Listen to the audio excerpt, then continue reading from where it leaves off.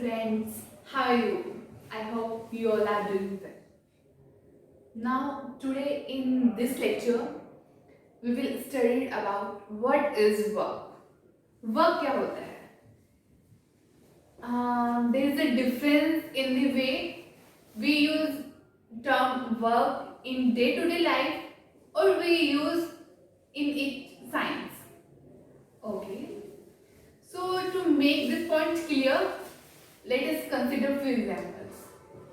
Work हम अपने day to day life में हम कैसे डिफाइन करते हैं, और अगर हम फिजिक्स की बात करें तो हम फिजिक्स में वर्क को कैसे डिफाइन करते हैं.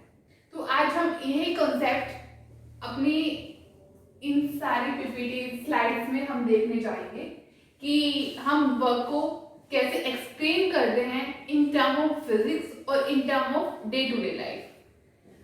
हम like if you are preparing for an examination, ठीक है, you read many books, organize many lectures, study many notes and perform experiments, talk to your friends, and after all these activities आप सोच रहे हो कि हमने आज पूरे दिन काम करा और हमने काम करा पूरे दिन और उसके बाद हमने कुछ पढ़ा और हमने पूरा फोकस अपने स्टडी पे किया, हमने पूरे दिन नोट्स प्रिपेयर करे, हमने पूरे दिन लेक्चर्स अटेंड करे, हमने करा. But in your terms you are doing work. But अगर हम यहीं पे बात करें फिजिक्स की, कि फिजिक्स की डेफिनेशन में क्या आपने काम करा? अकॉर्डिंग टू फिजिक्स क्या आपने काम करा? नहीं. अकॉर्डिंग टू फिजिक्स आपने कोई काम नहीं करा. You think you spend a lot of time on your activities. ठीक है, आपने पूरे दिन आपने उस चीज को करा, आपने नोट्स प्रिपेयर करे, आपने लेक्चर्स अटेंड करे, आपने एक्सपेरिमेंट परफॉर्म करे, आपने अपने फ्रेंड्स के साथ बात करी नोट्स से related. But at the end according to physics आपने कोई वर्क नहीं करा. Okay, so let us start work. Okay, this is the picture of a man with a heavy load in his hand, and according to physics ये कोई काम नहीं कर रहा है. बट अगर इस पिक्चर में देख रहे हो, इसके हाथ में एक बॉक्स है और उस बॉक्स में वेट है. ठीक है, अभी मैन बहुत दूर से इस वेट को लेके आ रहा है. ठीक है, बट और ये पूरे दिन इस वेट को इधर से उधर लेके जा रहा है. बट अकॉर्डिंग टू हिम इसने पूरे दिन काम करा. बट अकॉर्डिंग टू फिजिक्स इसने कोई काम नहीं करा. अगर इसने पूरे दिन काम करने के बाद फिजिक्स की डेफिनेशन में कोई काम नहीं करा तो फिर इसने क्या किया? तो फिर हम वर्क किसको बोलेंगे? अगर ये वर्क नहीं होता है फिजिक्स की डेफिनेशन में तो फिर वर्क क्या होता है? Let's start. See, a man is sitting on a computer and working for 12 hours in a day. एक मैन कंप्यूटर पे बैठा है और वो लगातार 12 घंटे से काम कर रहा है. अब सुबह से बैठा है और शाम तक वो 12 घंटे काम कर रहा है. ठीक है, और उसने पूरे दिन काम करा non stop. Suppose non stop उसने 12 घंटे काम करा. According to him, according to family, according to his friends उसने पूरे दिन काम करा. ठीक है, अगर हम फिजिक्स के टर्म में वो चीज देखें तो क्या उसने काम करा? What do you think? उसने काम करा? Let's see. A man carrying a heavy load on his head and standing under the sun for hours together. अब जैसे कि हमने प्रीवियस स्लाइड में मैन को देखा था, वो 1000 किलोमीटर से उस वर्क को लेके आ रहा है. ठीक है, वो पूरे दिन चलते आ रहा है, पूरे दिन उसने उस वेट को कैरी करा है, ठीक है, उसने पूरे दिन काम करा है, बट फिर भी फिजिक्स कहती है कि उसने कोई काम नहीं करा। सेम केस है। तो अगर ये इंसान पूरे दिन धूप में खड़ा रहता है अपने सिर पे वेट लेके, इसने पूरे दिन अपनी जो भी वर्क है जो इसने पूरे दिन करा, इसके अकॉर्डिंग इसने सब कुछ करा, ठीक है, बट आई डोंट थिंक कि फिजिक्स इसको सेटिस्फाई करेगा। Let's see, can you say they are doing work? Normally we can say they are working hard. अगर हम अपनी कॉमन लैंग्वेज में देखें कि हम अगर कोई आदमी पूरे दिन काम कर रहे हैं, ठीक है, अगर वो वर्क कर रहा है कंप्यूटर पे पूरे दिन वो काम कर रहे हैं, लाइक हम ऑफिस में जाते हैं, कंपनीज में वर्क करते हैं, हम पूरे दिन लैपटॉप के सामने, पूरे दिन पीसी के सामने हम बैठे रहते हैं, काम करते हैं, और हम सोचते हैं कि हमने पूरे दिन काम करा, ठीक है, वो हमारी लैंग्वेज है कि हमने पूरे दिन वर्क हार्ड करा है। But can you say they are doing work in term of physics? क्या आप बोलोगे कि उसने फिजिक्स के टर्म में कोई काम करा है? नो, उसने फिजिक्स के टर्म में कोई काम नहीं करा है। Why? Because there was no displacement in the above two cases according to physics. Because physics की डेफिनेशन में जो उसने काम करा उसमें कोई डिस्प्लेसमेंट नहीं हुआ, ठीक है, मीन्स वर्क हम कब बोलेंगे हाँ यस वर्क इज डन, कब सेटिस्फाई करेगा कि हाँ work is done? This is two condition.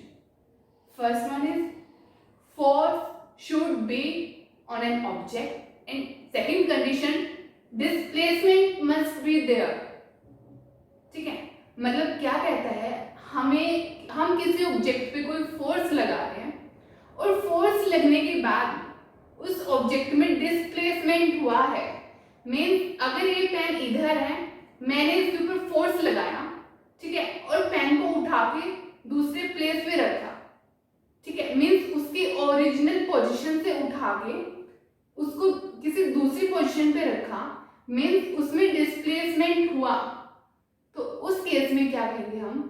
Yes work is done. Let's see, what is work according to physics? Work is said to be done by a force when point of application of force undergoes any displacement। तब हम force लगाते हैं किसी भी object पे, तो सबसे पहली बात हम उसमें देखते हैं उसका पॉइंट ऑफ एप्लीकेशन क्या है, जहां पे हम फोर्स लगा रहे हैं, जिस ऑब्जेक्ट पे हम फोर्स लगा रहे हैं, उन दोनों जो ऑब्जेक्ट है और जो फोर्स लग रहे हैं, जो कांटेक्ट पॉइंट है, उसको हम बोलेंगे पॉइंट ऑफ एप्लीकेशन, जहां से उस ऑब्जेक्ट में डिस्प्लेसमेंट होना स्टार्ट होगा, ठीक है, तो वो हमारा होता है work. Let's see in this figure, this is not work according to physics.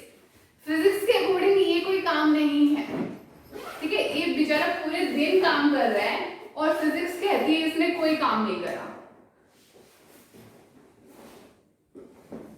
और अगर हम यहाँ पे देखें, this is work according to physics. See, यहाँ पे जो ये वुमेन है, सबसे पहले हम देखते हैं इसका पॉइंट ऑफ एप्लीकेशन क्या है।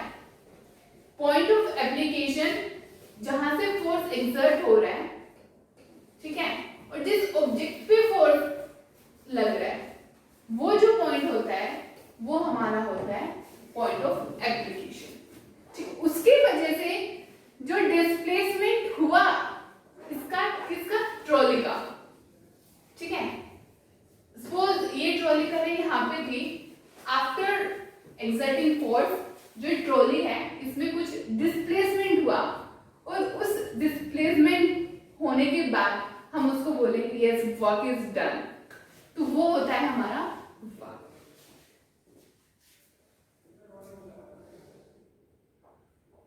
सो definition of work, as we studied in previous slide, work is said to be done by a force when point of application of force undergoes any displacement. अब हमने ये तो पढ़ लिया कि वर्क क्या होता है, वर्क को हम कैसे डिफाइन करते हैं.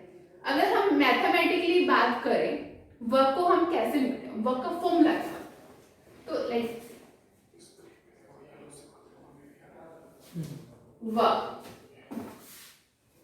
Work done is equals to force into displacement. ठीक है, क्या होता है, फोर्स इनटू डिस्प्लेसमेंट. अब हमारी वर्क की यूनिट्स होती हैं. ठीक है, अगर हम एसआई यूनिट की बात करें कि एसआई यूनिट क्या होती है वर्क की, तो जो हमारी एसआई यूनिट है वर्क की वो होती है न्यूटन मीटर या फिर जूल. ठीक है, तो ये क्या है, न्यूटन मीटर. ऑलवेज रिमेंबर, अगर हम इन टर्म ऑफ मैथमेटिक लिखेंगे तो हम हमेशा जो न्यूटन का जो एन है वो हमेशा बड़ा होगा, और अगर हम अल्फाबेटिकली लिखेंगे तो जो न्यूटन का एन होगा वो हमेशा स्मॉल होगा, like newton. Okay, 1 joule. 1 joule is equals to 1 newton into 1 metre. Means suppose यहाँ पे एक बॉक्स है, अगर इस पे 1 न्यूटन हम फोर्स लगा रहे हैं, कितनी फोर्स, 1 न्यूटन, उससे जो डिस्प्लेसमेंट हुआ कितना हुआ, 1 मीटर, वो हमारे क्या होता है, joule. Means 1 joule is amount of work done on an object when force is 1 newton displaces it 1 meter along the direction of force. Okay, वो हमारा होता है 1 joule. अब in CGS unit of work is giant centimeter या फिर now work done by a constant force. अब हम पढ़ेंगे work done by a constant force. What is work done by a constant force? When the force is constant, the work done is defined as the product of force and distance moved in the direction of force. Means जो हमारा product है force का और जो distance है, जो direction की force में वो गया है, वो हमारा क्या हुआ, work done bye a constant force. अब हम ये एक एग्जांपल से देखेंगे कि हमारा जो वर्क डन है वो कैसे हमारा जाता है. लेट्स सी, जो वर्क की जो डेफिनेशन कहती है, सबसे पहले हम क्या देंगे, पॉइंट ऑफ एप्लीकेशन. तो मैन का और जो ऑब्जेक्ट का जो पॉइंट ऑफ एप्लीकेशन है वो क्या होगा, तो जो जहां से फोर्स एक्सर्ट हो रहा है, जहां से हम फोर्स लगा रहे हैं किसी भी ऑब्जेक्ट के ऊपर, उसको डिस्प्लेस करने के लिए उसकी पोजीशन से, तो वो हमारा क्या होगा, पॉइंट ऑफ एप्लीकेशन. तो ये हमारे क्या है, पॉइंट ऑफ एप्लीकेशन. ठीक है,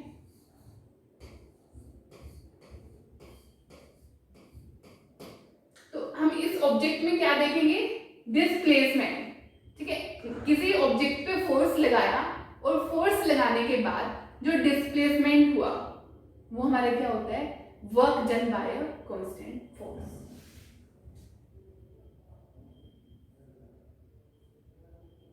ना अब जो work done bye constant force है वो तो हमें पता चल गया work done bye constant force क्या होता है. अब जो work done bye constant force है वो भी हम देखते हैं इस स्लाइड में दो टाइप के, पॉजिटिव वर्क डन और negative work done. Positive work done कैसे होगा और नेगेटिव वर्क डन कैसे होगा. We talk about positive work done. work done is positive when the force is in the direction of displacement.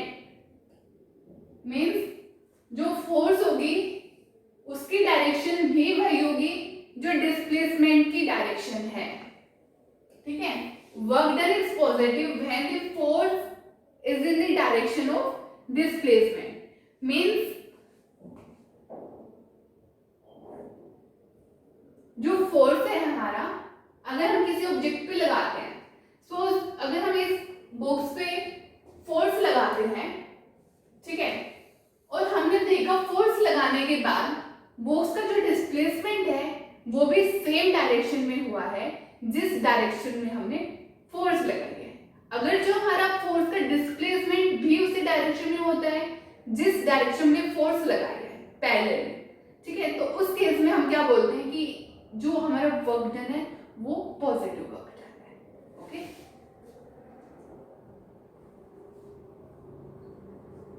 The positive work done signifies that the external force is along the motion of the body. Means जो हमारी external force है वो किसके अलग जा रही है? जो बॉडी का मोशन है उसके अलग जा रही है. ठीक है. तो वो हमारा सारा क्या कॉन्सेप्ट होता है? Positive work done. अब हम पॉजिटिव वर्क डन से रिलेटेड कुछ एग्जांपल देखते हैं.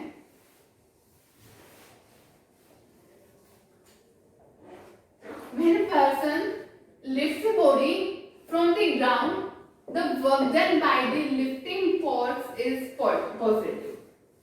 कोई मैन है, वो किसी वेट को ग्राउंड से लिफ्ट अप कर रहा है, तो उसके ऊपर जो मैन एक्सर्ट कर रहा है फोर्स, ठीक है, ऑब्जेक्ट पे, तो जो फोर्स एक्सर्ट हो रही है वो क्या होगी हमारे? पॉजिटिव होगी. Let's see. In this figure,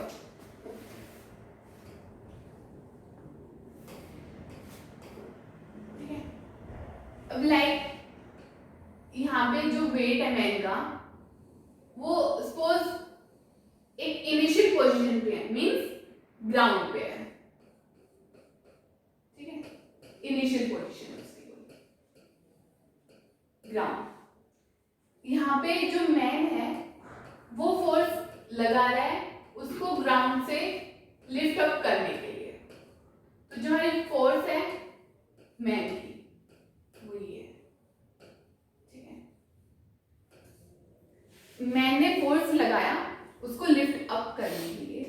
lift force लगाने के बाद जो हमारा वेट है वो कुछ हाइट पे हम देखते हैं, सपोज 8 मीटर. यहाँ पे जो वेट है मैन का वो ये है, लिफ्टिंग वेट, जो मैन ने फोर्स लगा के उसकी फाइनल पोजीशन पे, फाइनल पोजीशन. ठीक है. यहाँ पे हम देखते हैं अब जो फोर्स लगा मैन का वो इनटू जो है डिस्प्लेसमेंट है कितनी है? 8 मीटर.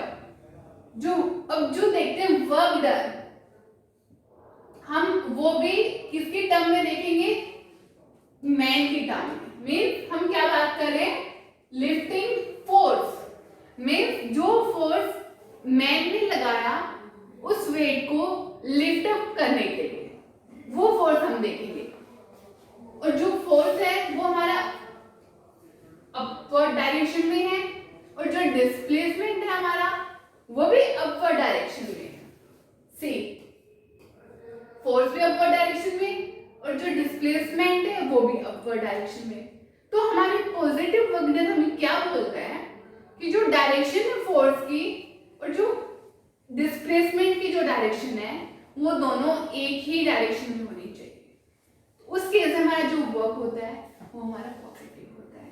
तो यहाँ पे हमारी वो कंडीशन सेटिस्फाई हो रही है बिकॉज जो हमारी फोर्स की डायरेक्शन है वो भी अपवर्ड डायरेक्शन है और जो हमारी डिस्प्लेसमेंट की डायरेक्शन है वो भी अपवर्ड डायरेक्शन है. इट मींस ये हमारा पॉजिटिव वर्क डन हुआ.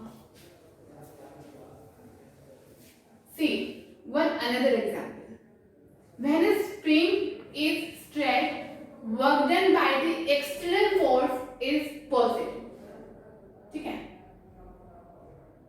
First of all we see its point of application. So इस केस में अब आपको पॉइंट ऑफ एप्लीकेशन है वो क्या दिखे?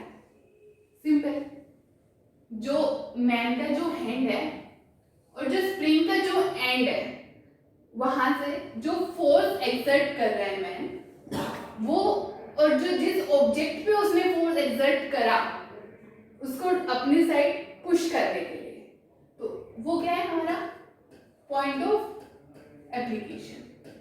ठीक है,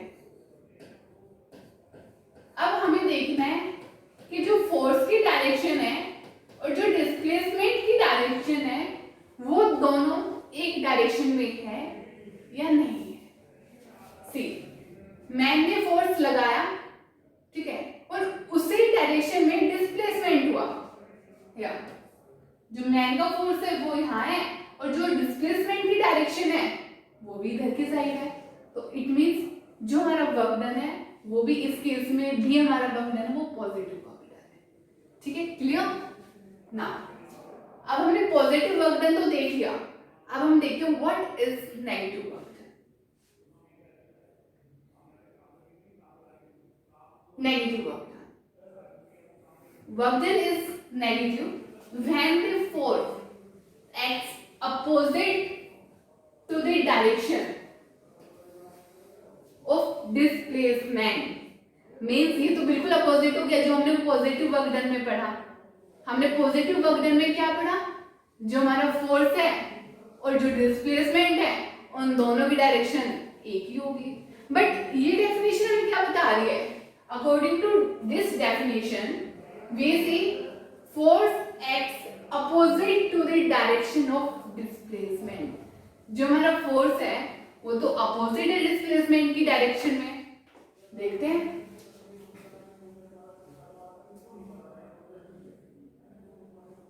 सी यहाँ पे फोर्स लगाया बट जो बॉक्स है उसका जो डिस्प्लेसमेंट हुआ वो अपोजिट डायरेक्शन में। ठीक है, इट मीन यहाँ पे जो वर्क डन हुआ वो नेगेटिव वर्क डन हुआ। अगर हम एक एग्जांपल लेते हैं, यहाँ पे कोई गाड़ी है, ठीक है, और ये स्लाइडिंग सरफेस है, लाइक कोई रोक है, ठीक है। अब जो गाड़ी है वो नीचे जा रही है बट एक मैन है वो उसके ऊपर फोर्स लगा रहा है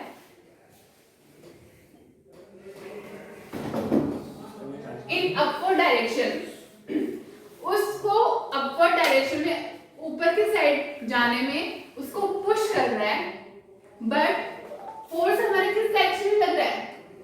इस डायरेक्शन में लग रहा है। बट स्लाइडिंग सरफेस की वजह से जो हमारा डिस्प्लेसमेंट हो रहा है वो अपोजिट डायरेक्शन में हो रहा है। मींस अपोजिट डायरेक्शन में तो हमारा डिस्प्लेसमेंट की क्या डायरेक्शन हुई? ये हुई। तो जो हमारा वर्क डन हुआ इस केस में वो क्या हुआ? नेगेटिव। ठीक है, now the negative work signifies that the external force opposes the motion of the body। means जो हमारा पॉजिटिव वर्क डन था उसमें क्या बोला था? जो हमारी एक्सटर्नल फोर्स है वो along the motion of body चलेगी, बट नेगेटिव वर्क डन में जो हमारी एक्सटर्नल फोर्स है वो अपोज करेगी बॉडी के मोशन को, तो वो हमारा क्या होता है? Negative work.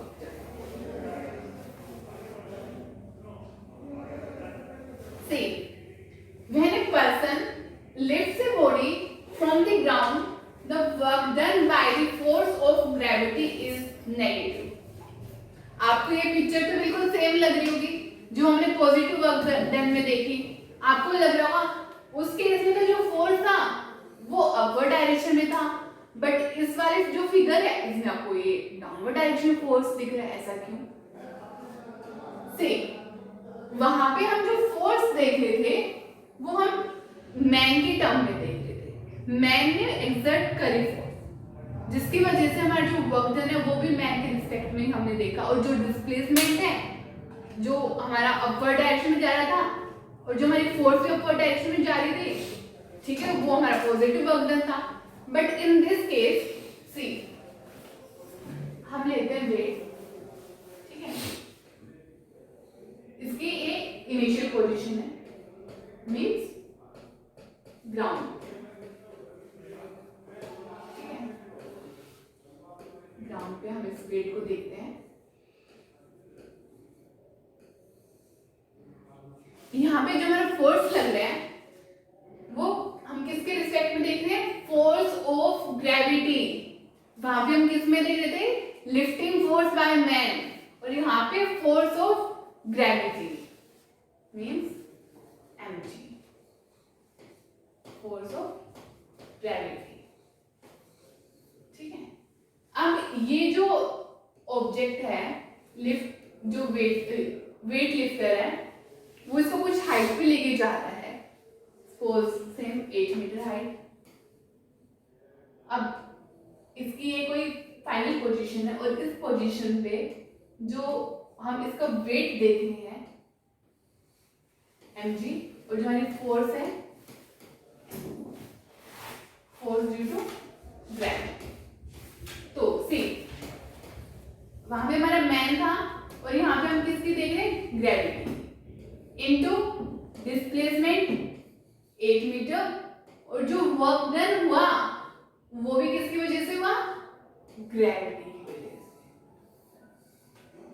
तो जिसकी अब हम देखते हैं जो हमारा ग्रेविटी फोर्स है उसकी डायरेक्शन क्या है, नेगेटिव, ठीक है, और जो हमारे डिस्प्लेसमेंट की डायरेक्शन क्या है, पॉजिटिव, अपवर्ड डायरेक्शन। तो दोनों डायरेक्शन एक दूसरे के बिल्कुल अपोजिट है, और अगर दोनों डायरेक्शन एक दूसरे के अपोजिट है तो उस केस में जो हमारा वर्क डन हुआ वो क्या होगा, negative. In another example, when a body is made to slide over a rough surface, the work done by frictional force is negative. तब कोई बॉडी किसी भी रफ सरफेस पे स्लाइड हो रही है, उस टाइम पे जो हमारी फोर्स फ्रिक्शनल फोर्स है वो क्या है, इस डायरेक्शन में, और जो हमारा डिस्प्लेसमेंट है वो क्या है, हमारा पॉजिटिव डायरेक्शन में। फ्रिक्शनल फोर्स नेगेटिव डायरेक्शन में लग रही है, और जो डिस्प्लेसमेंट हो रहा है वो किस डायरेक्शन में हो रहा है, पॉजिटिव डायरेक्शन में। तो जो हमारा दोनों इस केस में क्या है, अपोजिट, फोर्स इस डायरेक्शन में जा रहा है तो डिस्प्लेसमेंट उसके अपोजिट डायरेक्शन में जा रहा है, जिसकी वजह से जो हमारा वर्क डन होगा वो क्या होगा, नेगेटिव। तो ये हमारा है नेगेटिव वर्क डन। तो आज हमने इस लेक्चर में क्या क्या पढ़ा, वर्क क्या होता है, साइंटिफिक डेफिनेशन फिजिक्स की हमें क्या बताती है कि वर्क क्या होता है इन actual, in term of physics, ठीक है। उसके बाद वर्क कैसे वर्क करता है, कांस्टेंट फोर्स कैसे वर्क डन पे काम करता है। देन उसके बाद हमारे दो टाइप के वर्क थे, कांस्टेंट फोर्स के, negative work done and positive work, ठीक है। So thank you.